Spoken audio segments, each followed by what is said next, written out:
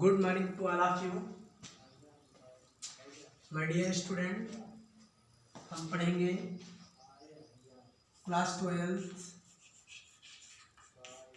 Chemistry. तो हम पढ़ रहे थे केमिस्ट्री में, टॉपिक चल रहा था, क्या चल रहा था? Chemical kinetics. तो हम आपको बताएंगे आज की क्लास में केमिकल काइनेटिक्स में शून्यकोट की अपक्रिया के बारे में समझाएंगे। किसके बारे में? शून्यकोट की अपक्रिया के बारे में। तो देखो शून्यकोट की अपक्रिया क्या होती है। हमने बताया भी था कि शून्यकोट की अपक्रिया क्या होती है। अपक्रिया की कोट के बारे में बताया था पिछले वीडियो में।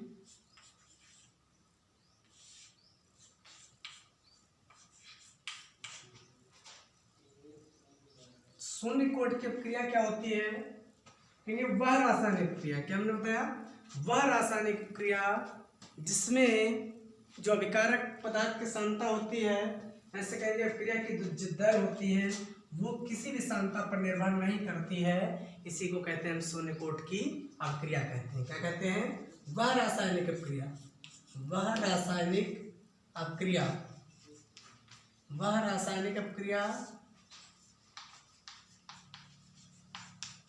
जिसमें क्या होता है? जिसमें अपक्रिया की दर, अपक्रिया की दर अभिकारक पदार्थ की, अभिकारक पदार्थ की शून्य घात, अभिकारक पदार्थ की सांद्रता पर किसी भी कह सकते हैं निर्भर नहीं करती है, नहीं करती है, नहीं करती है।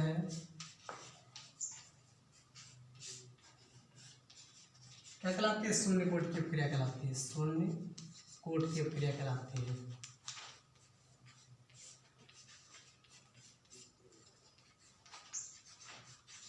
अपक्रिया कहलाती है। तो बात ये सभी को समझ में आ गई। तो मैंने बताया कि अपक्रिया की दर जो होती है वो अभिकारक पदार्थ की सांद्रता पर निर्भर नहीं करती है। इसे क्या कहते हैं? शून्यकोट की अपक्रिया कहते हैं। इसकी दूसरी परिभाषा क्या लिख सकते हैं? ठीक, तो इसको हम क्या कर सकते हैं? कॉपी में नोट कर सकते हैं। तो कहेंगे वह रासायनिक अपक्रिया जिसमें जो अपक्रिया की दर होती है वो अभिकारक पदार्थ के किसी भी सांद्रता पर निर्भर नहीं करती है। इसी को हम क्या कहते हैं? शून्यकोट की अपक्रिया। दूसरे तरीके से क्या कहेंगे समझे? कहेंगे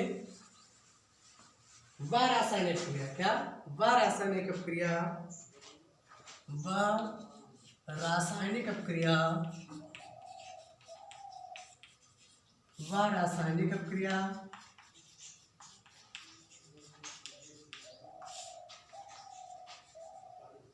जिसमें अपक्रिया की दर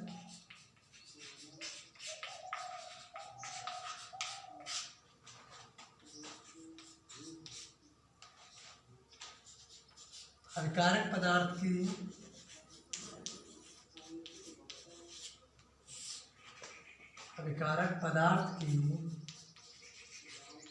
शून्य घात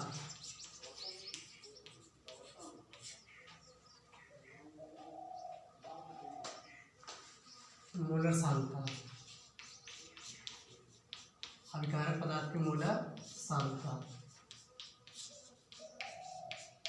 कि शून्य घात के क्या होती है? समानुपाती होती है। शून्य घात के समानुपाती होती है।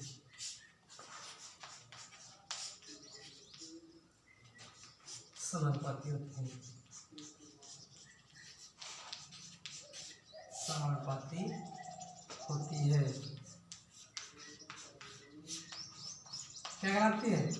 शून्यकोट की अपक्रिया कहलाती है। क्या कहलाती है? शून्यकोट की अपक्रिया कहलाती है।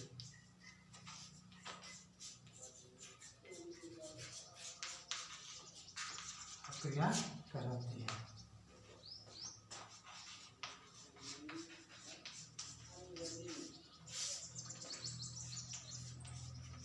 बात क्लियर हो गई। तो हमने क्या बताया कि वह रासायनिक क्रिया जिसमें अपक्रिया की जो दर होती है वो विकारक पदार्थ की मोलर सांद्रता की शून्य घात की क्या होती है, समानुपाती होती है। इसी को क्या कहते हैं, शून्य कोट की अपक्रिया कहते हैं। जैसे हमने इसको उदाहरण भी बताए थे, समझने की कोशिश करें भाई। ठीक, जैसे H2 + Cl2, ठीक, ये सूर्य के प्रकाश में क्रिया होती है तो क्या बनता है, HCl बनता है। क्या बनता है भैया, HCl बनता है। तो देखो यहाँ पर 2 है तो कितने से कराएंगे, 2 से कराएंगे। तो इस अपक्रिया के लिए हम क्या क्या करेंगे, कोड ज्ञात करेंगे। तो लिखेंगे सबसे पहले अपक्रिया की जो दर होती है, अपक्रिया की दर,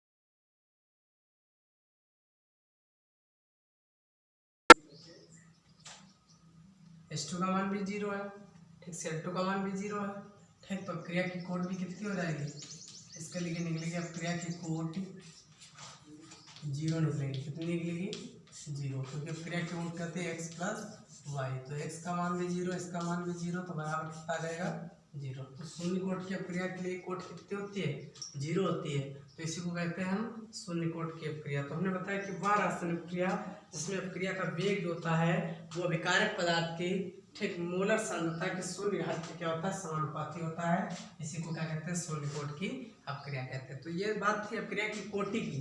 अब हम बात करते हैं, हमने तुमको समाकलित वेग समीकरण के बारे में बताया था कि समाकलित वेग समीकरण क्या होती है, ठीक। वेग समीकरण क्या होती है और समाकलित वेग समीकरण क्या होती है, ठीक। तो हम क्या करेंगे, एक डेरिवेशन करेंगे शून्य कोट की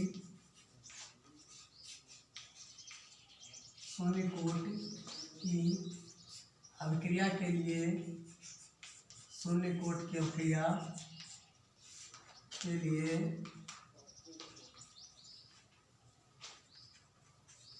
समाकलित वेग समीकरण, समाकलित वेग समीकरण। हम क्या करेंगे, शून्य कोट की अभिक्रिया के लिए समाकलित वेग समीकरण ज्ञात करेंगे, ठीक। तो समाकलित वेग समीकरण कैसे ज्ञात करेंगे समझेंगे, ठीक। शून्य कोट की अभिक्रिया के लिए मेरे प्यारे बच्चों, शून्य कोट की अभिक्रिया के लिए हम समाकलित वेग समीकरण को क्या करेंगे, ज्ञात करेंगे। तो कैसे ज्ञात करेंगे समझें। शून्य कोट की अभिक्रिया के लिए समाकलित समीकरण, माना कोई अपक्रिया है इसमें ए अभिकारक पदार्थ है। कितना अभिकारक पदार्थ है, ए।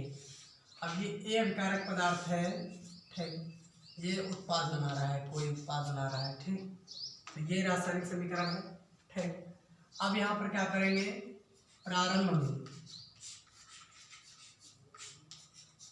माना कि प्रारंभ में इस पदार्थ की जो अभिकारक पदार्थ है तो ये ए है, ठीक। तो इस समय पर, कितने समय पर जो हमारा उत्पाद है वो कितना, सांद्रता ए है अभिकारक पदार्थ की, तो इतने समय पर उत्पाद कितना बनना है, 0 बनना है। अब देखो टी समय पश्चात, देखेंगे टी समय पश्चात, ठीक। तो टी समय पश्चात जो मान लो हमारा उत्पाद कितना बन जाता है, x बन जाता है। कितना बन जाता है, x। तो अभिकारक पदार्थ की सांद्रता कितनी हो जाएगी, ठीक, a - x हो जाएगी। कितनी हो जाएगी, a - x हो जाएगी। भाई सिंपल सी बात है, मतलब ठीक। अभिकारक पदार्थ की जो सांद्रता हो जाएगी वो कितनी होगी, पहले हमने मानी थी x, मतलब ठीक, सांद्रता मानी थी a। अब यहाँ पर क्या होगी, घटकर कितनी रह गई हमारी a माइनस एक्स, ठीक, क्योंकि हमारा उत्पाद कितना बन गया, x बन गया, तो सांता अभिकारक पदार्थ की कितनी रह गई, a माइनस एक्स हो गई, ठीक। तो ये बात क्लियर हुई या नहीं क्लियर हुई, मतलब तो अभिकारक पदार्थ की सांता कितनी हो जाएगी, a माइनस एक्स हो जाएगी। तो इतनी बात तो क्लियर हो गई।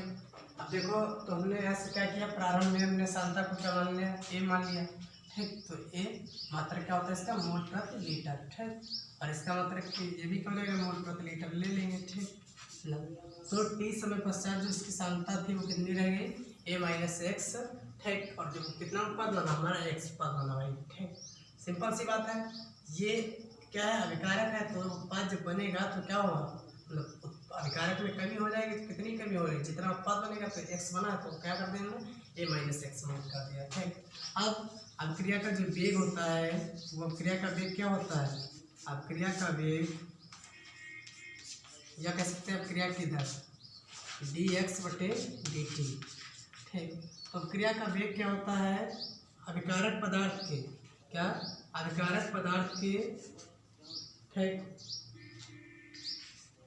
अभिकारक पदार्थ मान लो ए है, तो कितना माना है ए, तो अभिकारक पदार्थ के किसी घात के, ठीक, क्या होता है, समानुपाती होता है। तो यहाँ पर क्रिया का वेग क्या हो जाएगा, dx/dt समानुपाती a की पावर n। तो यहाँ पर dx/dt समानुपात हटाते हैं, नियतांक लगाते हैं कि कितना हो जाएगा, a की पावर n हो जाएगा, कितना हो जाएगा, a की पावर n हो जाएगा, ठीक। अब शून्य कोट की अपक्रिया के लिए अगर हम बात करें, किसके लिए, शून्य कोट की अपक्रिया के लिए, तो शून्य कोट की अपक्रिया के लिए क्या हो जाएगा, अपक्रिया की दर, ठीक, शून्य कोट की अपक्रिया के लिए, शून्य कोट की अपक्रिया के लिए, तो शून्य कोट की अपक्रिया के लिए हो जाएगा, शून्य कोट की अपक्रिया के लिए, तो हमारा शून्य कोट की अपक्रिया के लिए कितना हो जाएगा, dx/dt है, तो dx/dt के, और ऐसे इसके लिए कितना होगा, a की पावर 0, a की पावर कितना हो जाएगा, 0 हो जाएगा। आपका पदार्थ की सांता एक यहाँ समान ही थी, तो a की पावर कितना होगा, 0 हो जाएगा, ठीक। अब यहाँ से हमको सभी को पता है कि a की पावर 0, चूंकि a की पावर 0 है, इसका मान कितना होगा, इसका मान, ठीक, 1 होता है, कितना होता है, 1। अगर हम बात करते हैं a की पावर 0 जो है, ठीक, उसका मान कितना होगा, तो 1 होगा। तो यहाँ पर रखेंगे भाई, तो dx/dt कितना हो जाएगा, कि, ठीक, इसका मान हो जाएगा 1, यहाँ पर कितना हो जाएगा, ऐसे, ठीक, dx/dt बराबर 1 आ जाएगा। इसको यहाँ से क्या करेंगे, इधर ले जाएंगे, तो dx बराबर, ठीक, dt के dt हो जाएगा, कितना हो जाएगा भैया, के dt हो गया, ठीक। अब जहाँ से के, क्या से क्या क्या है हमारा, के, जहाँ पर के यहाँ लिख देते हैं, जहाँ के बराबर स्थिरांक है, स्थिरांक है, ये एक स्थिरांक कह सकते हैं, ठीक। तो ये क्या है, स्थिरांक है, ठीक। अब इसको मान लेते हैं, मान लो क्वेश्चन नंबर 1 मानते हैं, कितना मानते हैं, क्वेश्चन नंबर 1। अब क्या करेंगे, तो ये तो हमारे यहाँ से वेग समीकरण प्राप्त हो गई।